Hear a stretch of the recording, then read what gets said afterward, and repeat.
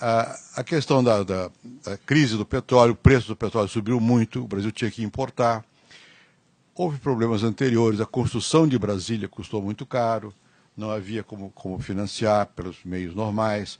Enfim, muitos processos levaram a um descontrole da situação orçamentária. O governo gastava mais do que podia, né, e isso prejudicou fortemente a estabilidade da moeda. E as pessoas estavam se acostumando já a que o dinheiro perdia valor, ou que havia o que eles chamavam na época a carestia, ou seja, os preços subiam sem parar. Para vocês terem uma ideia, nas supermercados tinha profissão de marcador de preço. Todo dia tinha que remarcar o preço, porque subia todo dia, ou quase todo dia. Então as pessoas ganhavam o salário e tinham que sair correndo para fazer compra, porque senão o salário que era, digamos, de 100, se a inflação fosse de 20% no mês, no fim do mês era 80%. Tinha caído. Então comprava logo, acumulava. Ou seja, isso introduziu uma desordem na vida das famílias, na vida dos governos, na capacidade das empresas de preverem o preço, facilitou a corrupção, porque você não sabe exatamente quanto vai custar nada, você calcula mais ou menos e põe o dobro, porque de repente vem a inflação.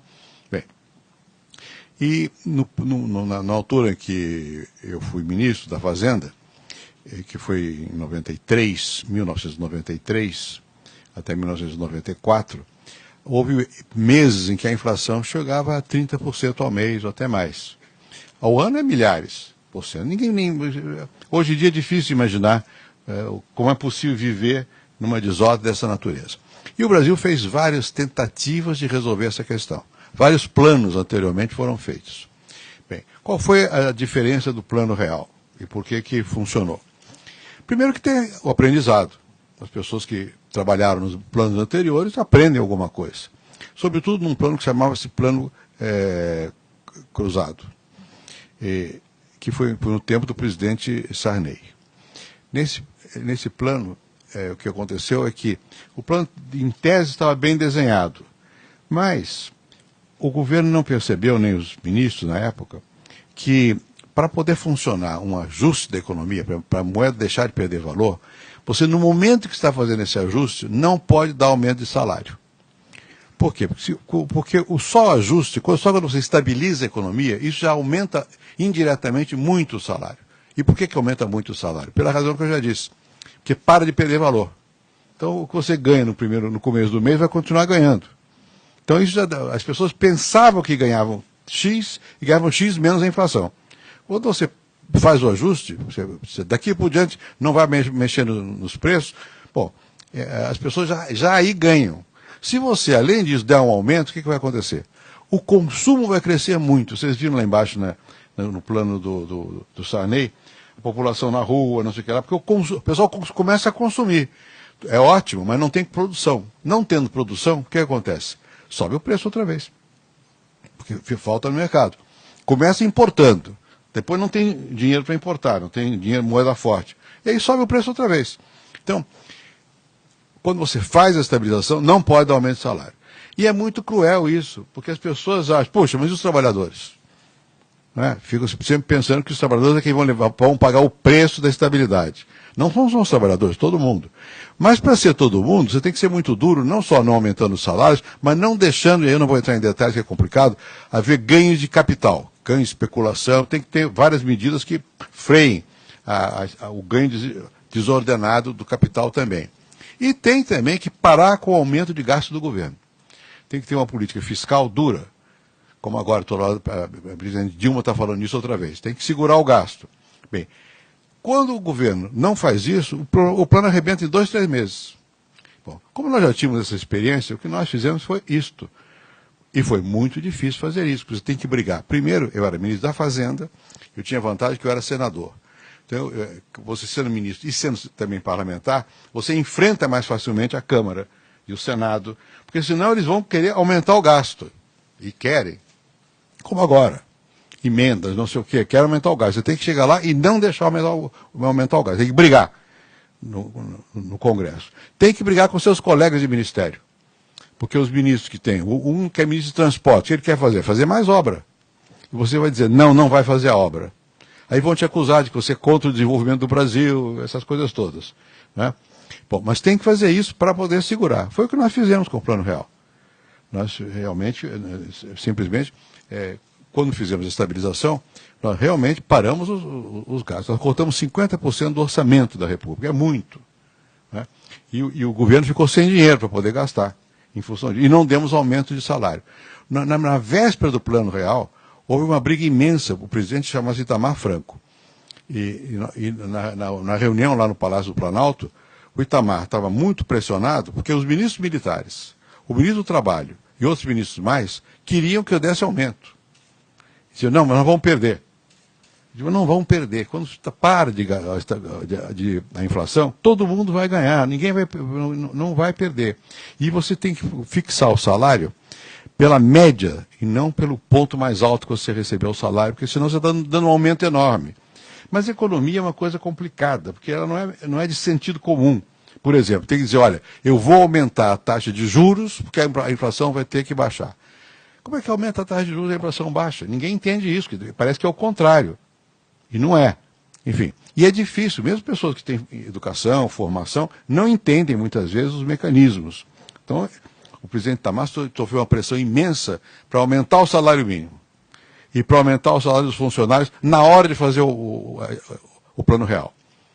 Eu tive que ameaçar de pedir demissão, porque para poder dar um contrapeso. Finalmente fiz uma concessão, já vamos criar uma comissão para estudar o aumento do salário mínimo. A comissão pode criar à vontade, que não cria depois. Né? E depois as pessoas vão ver que estão ganhando, que não está sendo lesado. E para os funcionários temos, parece que 5%, uma coisa assim, para segurar um pouco a pressão. Então a briga é política, porque toda essa questão de economia, no fundo, é saber quem ganha e quem perde. Que setor da sociedade ganha, que setor perde. Tem luta, né, nessa situação, que não é técnica só, é uma luta política. Os técnicos sabem fazer. Agora, como é que aplica? Que força política você tem para aplicar? E nós tivemos força política, e isso se deve também ao fato do presidente Itamar ter me dado apoio. Senão, sem o apoio do presidente, não faz. Um ministro sozinho não faz. Né? Bom, depois houve uma outra questão que foi importante, que é a seguinte. Normalmente, quando a gente faz um plano para acabar com a inflação, chama-se plano de estabilização da moeda, a nova moeda precisa ter alguma garantia. O que é que me garante que essa nova moeda não vai ser como a outra e ficar contaminada pela outra? Muitos planos usavam o seguinte truque. Vamos ligar a nova moeda a uma moeda forte, ao dólar. A Argentina, por exemplo, fez isso. Como é que a gente faz isso? Como é que você liga uma moeda nova, que não se sabe se é fraca ou se é forte, a uma moeda forte, no caso o dólar? Você cria o que eles chamam uma caixa de compensação. Você faz coloca no Tesouro, no Banco Central, onde seja, uma massa de dólar, ou de reservas, pode ser ouro, dólar, diz, olha aqui, o papel moeda circulante, quer dizer, a moeda nova que eu vou circular, tem o valor dessa reserva. Ela vale mesmo $1. De tal maneira que, quando você vier até o Banco Central com uma moeda nova, eu te dou dólar de troco, um por um. Isso garante a estabilização mesmo. Só que os governos, quando fazem isso, eles perdem uma margem de manobra que é muito importante na economia. O que é? É que, na economia, você tem que ter o preço da troca entre moedas. Qual é o valor relativo entre o dólar e a sua moeda?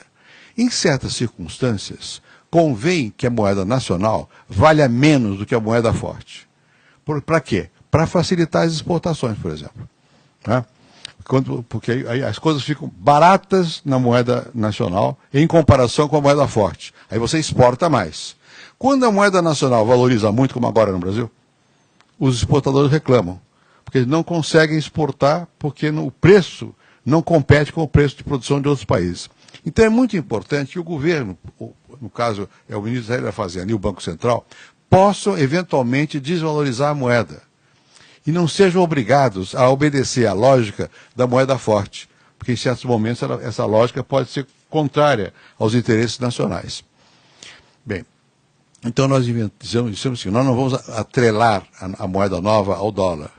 Nós vamos inventar uma moeda virtual, que é o URV, Unidade Real de Valor, que não existia.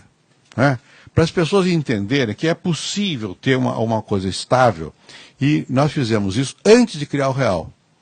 nós dissemos o seguinte: daqui por diante, uma garrafa de água que vai custar, digamos, em cruzeiros novos, que era a moeda da época, e URV, unidade de valor, vai custar também, uma garrafa de água mineral.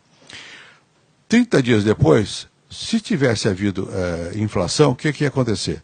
A moeda, o cruzeiro novo, em cruzeiro novo, se fosse 20% de inflação, ela ia custar 1,20. Em unidade de valor, 1. Para as pessoas se habituarem que você pode trocar as coisas com uma moeda estável. Ao invés de amarrar no dólar, nós amarramos na cabeça das pessoas. O URV, Unidade Real de Valor. Isso só pode acontecer quando o governo tem a confiança da população. O trabalho meu nessa hora aí, como ministro, não foi como técnico, foi de falar com o país o tempo todo, explicar. Ir para a televisão, para o rádio, garantir, explicar e tal. E nós dissemos o seguinte: olha aqui, vocês vão ver no supermercado as duas moedas. Vai estar escrito lá, URV, e vai estar escrito no Cruzeiros Novos. Vocês vão ver que numa ela é estável e no outro ela está variando. Por outro lado, nós dissemos: vocês podem fazer o contrato de trabalho de vocês, o salário, ou o aluguel de casa, ou o que seja, vocês podem escolher. Vocês podem fazer na moeda existente, que é o Cruzeiro Novo, ou em URV. A população em um mês aprendeu que era melhor em URV. Então, nós não obrigamos, vocês podem fazer. E a população passou a usar o URV e não mais o Cruzeiro Novo, porque percebeu que era possível ter uma moeda que fosse estável. Alguns preços nós tínhamos que fixar, por exemplo, o salário mínimo, porque é o governo que determina. Então nós tínhamos que fixar, em cruzeiros novos, qual era a proporção de URV que caberia para o salário mínimo da época. Não vou entrar em detalhes, que é complicado, mas essa nós fixamos. O salário dos funcionários o governo fixou. Mas o da sociedade não, deixou livre. Rapidamente o Brasil todo foi passando para o URV, espontaneamente. Para isso, é preciso um trabalho político e é preciso que a mídia explique, ajude a explicar, etc., etc., para as pessoas entenderem. Passado certo tempo, nós resolvemos fazer uma outra coisa. Aí eu já não era mais ministro, era candidato a presidente da República. Era o ministro Recupero. Vamos trocar todas as moedas de Cruzeiro Novo por uma nova moeda. Para as pessoas, aquilo que era o URV, que era uma abstração, era uma referência, passou a ser concreto. E no mesmo dia, no Brasil inteiro, nós trocamos todo o dinheiro do Brasil. Foi uma operação muito complicada, precisou preparar o dinheiro muito antes de se saber que havia o real, nós já fizemos as notas com o real, mandamos estocar, fizemos aqui fora do Brasil, que é muito difícil fazer moeda, custa caro e não tem capacidade de produção, e foi uma operação militar. Num dia acabou o Cruzeiro Novo, fisicamente, para tirar da memória das pessoas, e dissemos, daqui para frente vai ser estável. Esse, digamos assim, foi o truque. Por trás do truque que contou mesmo é o que eu disse antes. Segurar o orçamento, não dar uma correção do salário na hora errada, ter uma política fiscal austera, e por aí vai. Então, isso foi o que nós fizemos, e de lá para cá, continua a haver um pouco de inflação. Esse ano tem aí 6%, 7%. Mas antes era 20%, 30% ao mês. Né? Então, deu uma brecada. E as pessoas aprenderam que pode lidar com a moeda estável. Com isso, você pode fazer o quê? O que se faz hoje é financiamento, a longo prazo. Vocês viram aí embaixo, todo mundo planeja a vida, todo mundo tem algum plano. Quer dizer, dá às pessoas uma certa noção de que elas podem manipular as variáveis, os fatores que mexem na vida dela. Dentro de certos limites, você tem um horizonte que permite você funcionar. As empresas também. Né? Então começa a botar em ordem as coisas. A administração pública também, porque era uma bagunça. No tempo da inflação, os sindicatos faziam greve a toda hora. E os patrões não se importavam. Porque quem ia pagar é o povo. Ah, você quer aumento de salário? Tá bem. Quanto? 20%. Tá bem, dou 20%. A inflação comia logo isso aí. Se a inflação fosse de 25%, já perdeu o salário. Né? E quem é que não perdia? Quem não perdia era quem tinha dinheiro em banco, porque os bancos faziam uma invenção brasileira, chamada correção monetária. Eles corrigiam o valor do seu depósito no fim do mês pela taxa de inflação. Mas quantos por cento da população brasileira tinha conta em banco naquela época? 10%? Se tanto. Então a imensa maioria da população não tinha como salvar o valor do seu dinheiro, a menos que comprasse dólar. Mas quem compra dólar? Só quem já sabe, classe média alta e rico. Né? Então a inflação era um imposto sobre os pobres. parar a inflação significou devolver dinheiro à população mais pobre. Foi o começo da queda da linha de pobreza no Brasil, que era de 40% da população ganhava abaixo da linha de pobreza, que não me lembro quanto era na época, ou de hoje também, que deve ser $2 por dia, uma coisa assim, passou para 30%. Depois, no final do meu governo, já era menos, 28% por aí. Agora é menos, agora é 22, 20, quer dizer, está diminuindo, mas o começo desse processo foi parar a inflação, porque você imediatamente aumentou a capacidade de compra das pessoas. Então, isso foi basicamente o que se fez com o Plano Real. Depois começam os problemas, o pós-estabilização. Porque a estabilização não vai resolver outros problemas, ela resolve a doença da moeda, que é a inflação. Ela recupera o valor e a crença que as pessoas têm de que a moeda vai estar aí estavelmente como instrumento. Mas há muitos problemas. Um eu mencionei de passagem aqui. Às vezes essa moeda pode se valorizar demais. Eu me lembro no caso do real, no primeiro mês de circulação da URV, depois do real já, R$1 valia, $1 valia 0,82 do real. Quer dizer, o dólar valia 18% menos do que o real. Muita gente estava contentíssima com isso. A moeda brasileira vale mais do que o dólar. O real valia mais do que o dólar, 18% mais que o dólar. Isso é uma tragédia. Por quê? Porque para a exportação. Pela razão que eu já disse. Quer dizer, se você tem uma moeda que vale muito, o produto que é pago por essa moeda sai mais caro. Então, quando você vai trocar no comércio internacional, você não tem o preço, você não tem preço para competir. Bem, e é muito difícil você ajustar qual é o ponto de equilíbrio que é conveniente ao país entre na troca das moedas. Bem, como nós já tínhamos muitos problemas, que eu não vou entrar em detalhes, que são coisas técnicas, mas tem muitos problemas ainda da questão do gasto público, havia uma disputa dentro do governo, porque os ministros que cuidam do gasto achavam que, se nós baixássemos a taxa de juros, isso resolveria a questão. Por quê? Porque quando a moeda está valendo muito aqui, e a taxa de juros é alta, a taxa de juros é alta, o que acontece? Os estrangeiros vêm aqui, pegam o dinheiro deles, trocam pelo nosso, põem no mercado para ganhar dinheiro, compram título do Tesouro Brasileiro, que tá, como hoje. Hoje, um título, quando o estrangeiro chega aqui e vai fazer um empréstimo ao governo do Brasil, ele vai receber de juros 12,5%. Lá nos Estados Unidos agora, os juros é nada. Na Europa também. Então, isso faz com que haja um afluxo de capitais que vem aqui, não é para investir na produção brasileira, é para ganhar dinheiro. Porque vem e vai, vem e vai, vem e vai. Bom, e é porque a taxa de juros é alta. No começo do Plano Real, a taxa de juros era muito alta também. Por que a taxa de juros naquele tempo era alta? Porque nós tínhamos medo de, ao baixar a taxa de juros, de você também produzir um efeito de consumo muito grande aqui.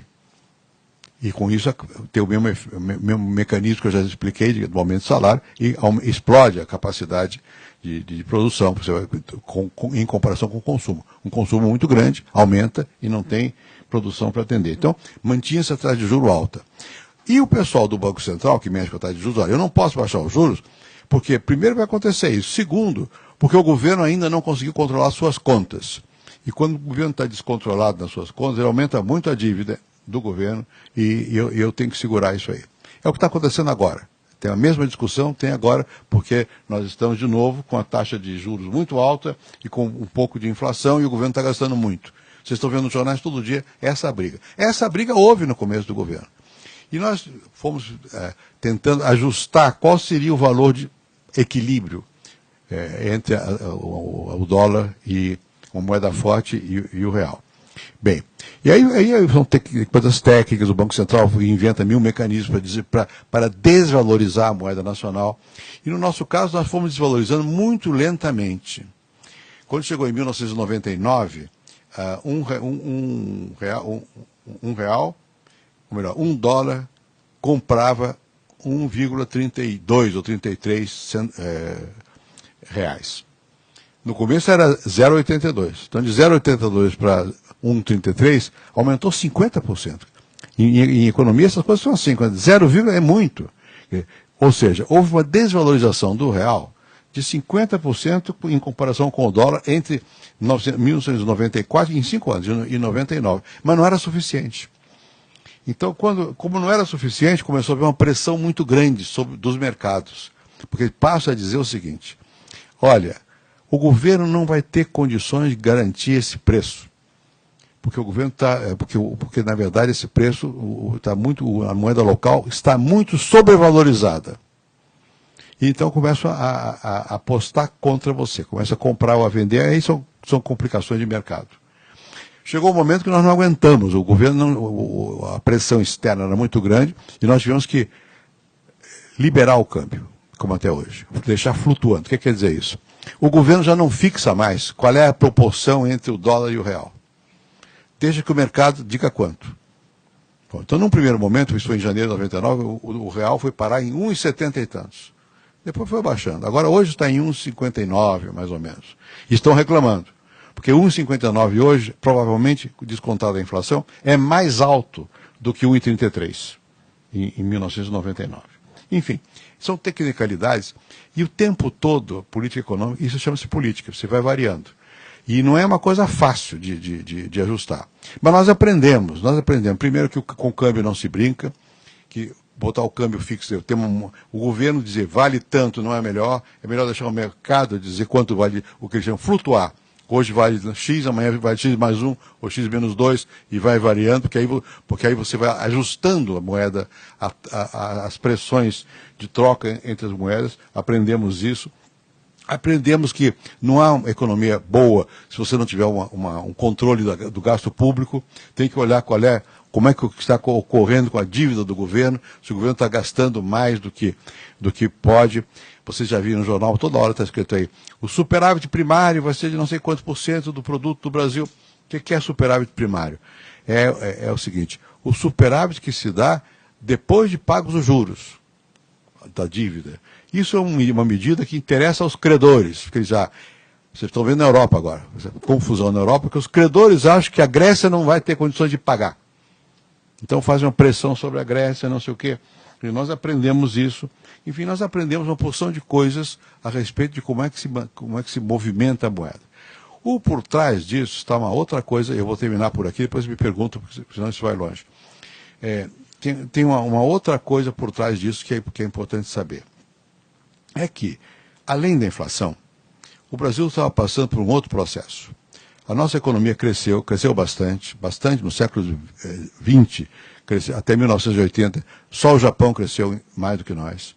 Nós aqui não sabemos disso, mas é assim. A partir de 1980, não, por causa da inflação, por causa da crise do petróleo, etc., etc., aí deu uma série de confusões. Mas a economia brasileira cresceu mantendo-se fechada. O que quer dizer isso? Para você importar, você tinha que pagar tarifas muito elevadas. Então, ao fazer isso, ao governo fixar a tarifa lá em cima, ele protegia a produção local. Porque não valia a pena importar, não tem competidor, etc., etc. Isso funcionou. Isso chama-se substituição de importações. O modo como as economias latino-americanas cresceu foi através desse processo chamado de substituição de importações. Você não importa, substitui pela produção local, porque você põe a tarifa muito elevada para impedir a importação. Isso produz outras distorções, porque faz com que o setor industrial manufatureiro brasileiro fique muito beneficiado, ele não tem competição, ele é dono do mercado, ele não aumenta a produtividade, não melhora a tecnologia, e quem paga o preço, no limite, é o povo, que vai comprar caro um produto de má qualidade. Mas ninguém queria abrir o mercado, quer dizer, ninguém queria baixar as tarifas para que fosse possível importar mais facilmente. Só que o mundo tinha mudado. Isso tudo foi feito antes, depois da Segunda Guerra Mundial, quando depois veio a Guerra Fria, uma opção de outros fatores. Já não tinha mais nada disso. E começava a ver os efeitos do que hoje se chama de globalização. Ou seja, as economias começaram a ficar muito mais interdependentes. E o Brasil estava um pouco à margem disso. Então nós tínhamos que, além disso, preparar o país para ele ser capaz de reorganizar a sua produção e se integrar na economia internacional. Se nós não tivéssemos feito o plano real da estabilização, nós não teríamos tido condições de abrir a economia. Ou melhor, a economia tinha sido aberta pelo presidente Collor. E o desastre foi enorme, porque nós não tínhamos o resto do que era necessário fazer para aumentar a capacidade do Brasil de produzir com uma moeda estável, com um cálculo racional, aumentar a produtividade, ser mais capaz de competir, entender que hoje você tem que ter uma qualidade global. Não adianta fazer um carro aqui, como era no passado, que não pode ser exportado porque é uma tecnologia de segunda categoria. Hoje tudo é feito com tecnologia global, porque você exporta, não tem um para exportação e outro para o consumo interno. Vai haver uma unificação de tudo isso. Então, por trás dessa confusão toda, ainda tinha esse desafio grande, que era saber, e o Brasil vai poder ser capaz de se integrar à economia global? E muita gente dizia, melhor que não se integre. Só que todos os países se integraram no mundo. Talvez só hoje, tá um pouquinho Cuba e Coreia do Norte que não estão integradas. O resto é tudo integrado. Né? E não tinha muito essa opção. E mais ainda, a globalização teve como consequência o oposto do que diziam os críticos da época. Ela está arruinando os países ricos e enriquecendo os países que eram antes pobres. China, Índia, Brasil, Colômbia, Turquia, não sei o quê. E a Europa e os Estados Unidos que estão tendo problemas com a globalização. A globalização foi, pelo contrário, benéfica para os países mais pobres. Mas, independentemente disso, nós tínhamos vários problemas para resolver ao mesmo tempo. Então, isso foi o que se fez a partir dos anos 90, e 93, 94. Aprendemos. Não tudo, ninguém aprende tudo, as circunstâncias históricas mudam. Eu estou dizendo a vocês, nós estamos voltando a ter problemas que tínhamos, mas de outro patamar, parecidos com o do passado, moeda muito valorizada, dificuldade de exportar, etc, etc. Mas bem ou mal, o Brasil ficou uma economia mais madura, mais capaz de ter, enfim, vez e voz na história. Isso é que foi, na verdade, o Plano Real, que não é só estabilizar a moeda, é mudar muita coisa. Eu não vou entrar em muitos detalhes, mas foi preciso fazer privatizações, mudar a estrutura do Estado, preparar organizações novas para essas agências reguladoras, para evitar que o capital investido no serviço público deixasse de ser útil. Enfim, é um conjunto imenso de mudanças que nós ainda estamos nelas. Tá? Agora eu respondo, se eu souber o que vocês quiserem, disso ou do que quiserem.